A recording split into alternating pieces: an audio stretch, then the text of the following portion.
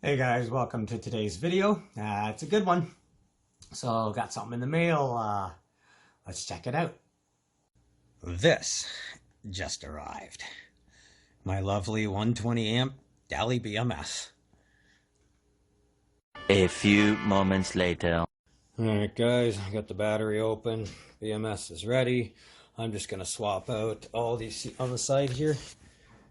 Here are your balance wires. As you can see, each one is connected to a different series on here, right? So each one goes to a different thing on here. So I got to swap all those out because the new ones came with new connectors. So once I get that done, we can get this BMS in. Hey guys, because this BMS has these end pieces on it, and all my cables are raw like this, and on the other side of my Anderson it's all raw wires. I gotta put eyelet on this, and then I gotta attach these and put an eyelet on them so that they can bolt to these. So I'm gonna do that off camera. I got all my balance wires on and shit. I got the end piece on, made my ground connections, got it mostly closed up now. It's ready for the BMS. Gotta finish doing that. So we're gonna hook the BMS up. I need to make another eyelet for the other cable, but we'll get the BMS at least placed and some things in place so for short circuiting and stuff. Here's the ground. All my cords are ran through now. My charge cord, my Anderson connector, and my grounds are wired up. Remember to wire your charge ground on this side of the BMS. You don't want it on the battery side. You want it on this side. So now basically, there's our grounds. Positives are all good, sitting there waiting. They go with this positive through the breaker. And then the breaker goes in here, and then we can close the box all up again and make it look all nice. So I'm going to get the BMS in, and I'll show you when it's done. There, that's all good. The red goes in that side of the breaker, that red, and then we've got our black waiting for this black from here, and then I just connected up the B minus to the battery negative, and then you're going to want to put your temperature sensor somewhere in there in the middle and hook these up first. Get your temperature sensor somewhere, and then take the end off of your Bluetooth dongle because you're not going to use that for now. So what you want to do is plug that into your BMS, and then once you have that done, you can go ahead, tape up that connection, make any more connection covers you want. I'm just going to run this lead out and attach it externally from the battery. This one's going to stay inside. All those wires are going to be tucked under in this well under here. And then I just stick it back on with some double-sided sticky tape I have there. And then I'm going to get it all back together and get the lid closed. Get it all taped back up and ready to go back in the box. Just wanted to show you what it looks like when it's all in there. Everything's all wired up, ready to be closed. You can see it all in there. You've got your USB, you've got your ground, and your positive. Everything else is in there.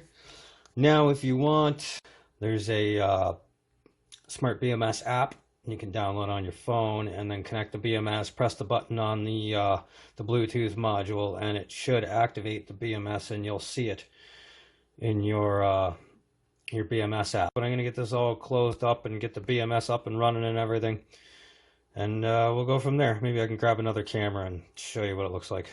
1 hour later.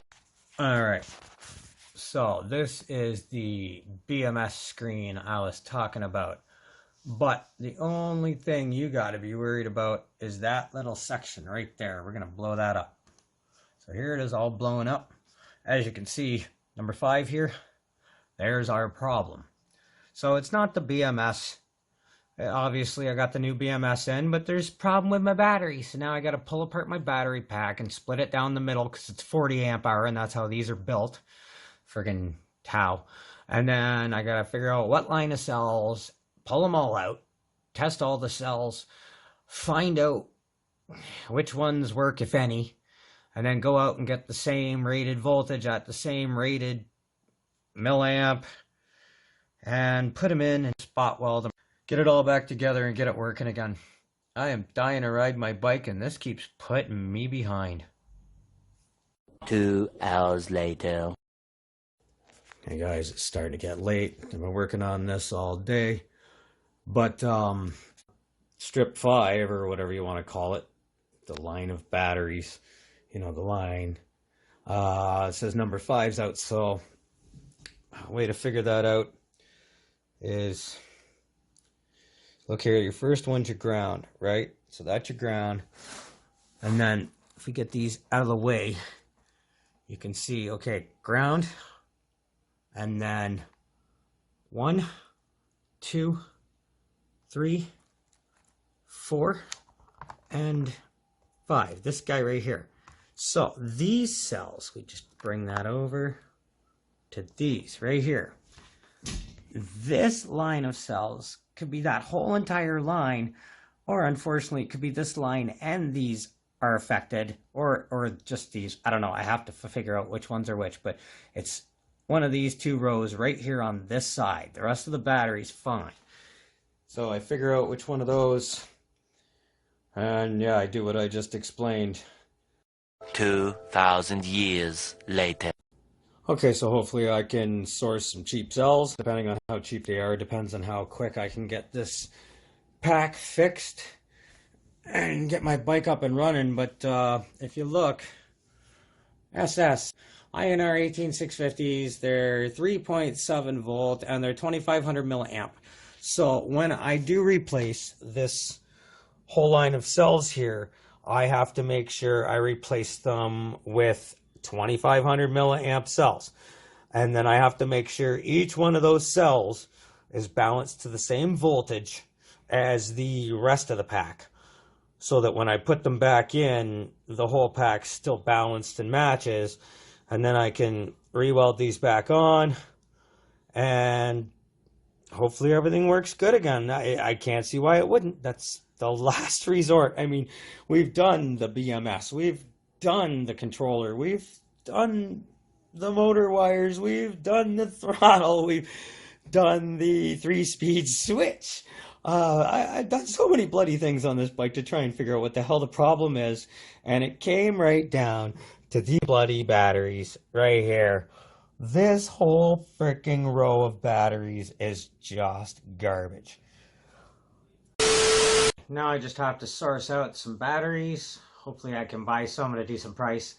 Then I got to tear all 16 dead batteries out, put 16 brand new batteries into the pack, weld the nickel strips back on, attach the balance wire, put the BMS in again, and then finally close it all up back in its original box as a whole good working unit. Then when the cable shows up, can program the controller and hopefully go for our first good cruise in a long time. I've also got a few upcoming videos in process right now. I'll be doing the green underglow upgrade, as well as a secondary voltmeter, because the main voltmeter I got, the square one in my dash behind the needle, I can see it great at night. It's got the backlight and everything, but during the day in the sunlight, I can't see it at all. So I've got a second little circle one. This little guy right here, he'll be featured in a future video. Hope you guys enjoyed that video. Catch you on the next one. Don't forget to check out this video right here. And don't forget to subscribe.